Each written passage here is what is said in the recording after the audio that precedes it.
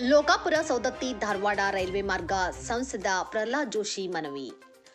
ಸಂಸದ ಪ್ರಹ್ಲಾದ್ ಜೋಶಿ ಅವರು ದಿಲ್ಲಿಯಲ್ಲಿ ಕೇಂದ್ರ ರೈಲ್ವೆ ಸಚಿವ ಅಶ್ವಿನ್ ವೈಷ್ಣವ್ ಅವರನ್ನು ಭೇಟಿ ಮಾಡಿ ಚರ್ಚಿಸಿದರು.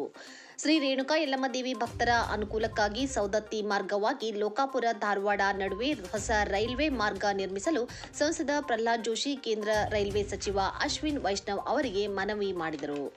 ದಿಲ್ಲಿಯ ರೈಲ್ವೆ ಭವನದಲ್ಲಿ ಸಚಿವರನ್ನು ಭೇಟಿ ಮಾಡಿದ ಸಂಸದ ಪ್ರಹ್ಲಾದ್ ಜೋಶಿ, ಈ ರೈಲ್ವೆ ಮಾರ್ಗ ನಿರ್ಮಾಣಕ್ಕೆ 2019ರಲ್ಲಿ ಪ್ರಾಥಮಿಕ ಹಂತದ ಸಮೀಕ್ಷೆಯನ್ನು ರೈಲ್ವೆ ಇಲಾಖೆ ಕೈಗೊಂಡಿತ್ತು. ಆದರೆ ಅಂದು ಪ್ರಯಾಣಿಕರ ಸಂಚಾರ ಕಡಿಮೆ ಇದೆ ಎಂದು ಪ್ರಸ್ತಾಪಿಸಿ ಯೋಜನೆ ಫಲದಾಯಕವಲ್ಲ ಎಂದು ವರದಿ ನೀಡಲಾಗಿತ್ತು. ಇಂದಿನ ಸ್ಥಿತಿ ಬದಲಾಗಿದ್ದು ಅಧಿಕ ಸಂಖ್ಯೆಯಲ್ಲಿ ಭಕ್ತರು ಭೇಟಿ ನೀಡುತ್ತಿದ್ದಾರೆ. 2022ರ ಏಪ್ರಿಲ್ನಿಂದ 2023ರ ಮಾರ್ಚ್ವರೆಗೆ ಅಂದಾಜು 1.23 ಕೋಟಿ ಜನ ಯಲ್ಲಮ್ಮನ ಗುಡ್ಡಕ್ಕೆ ಆಗಮಿಸಿದ್ದಾರೆ. ಈ ಅವಧಿಯಲ್ಲಿ 90 ಲಕ್ಷಕ್ಕಿಂತ ಹೆಚ್ಚು ಭಕ್ತರು ದೇವಿ ದರ್ಶನ ಪಡೆದಿದ್ದಾರೆ ಎಂದು ಪ್ರವಾಸೋದ್ಯಮ ಇಲಾಖೆ ಮಾಹಿತಿ ನೀಡಿದೆ. ಕೇಂದ್ರ ಸರ್ಕಾರದ ವಿವಿಧ ಯೋಜನೆಯಡಿ ನೂರಾರು ಕೋಟಿ ರೂಪಾಯಿ ಅನುದಾನದಲ್ಲಿ ಯಲ್ಲಮ್ಮನ ಗುಡ್ಡದಲ್ಲಿ ವಿವಿಧ ಅಭಿವೃದ್ಧಿ ಕಾಮಗಾರಿ ಕೈಗೊಳ್ಳಲಾಗುತ್ತಿದೆ.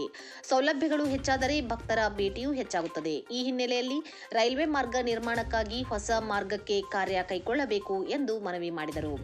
ಈ ಹೊಸ ಮಾರ್ಗಕ್ಕೆ ಕ್ರಮ ಕೈಗೊಳ್ಳಬೇಕು ಎಂದು ಸಚಿವ ಅಶ್ವಿನ್ ವೈಷ್ಣವ್ ಅವರನ್ನು ಸಂಸದರು ಕೋರಿದರು.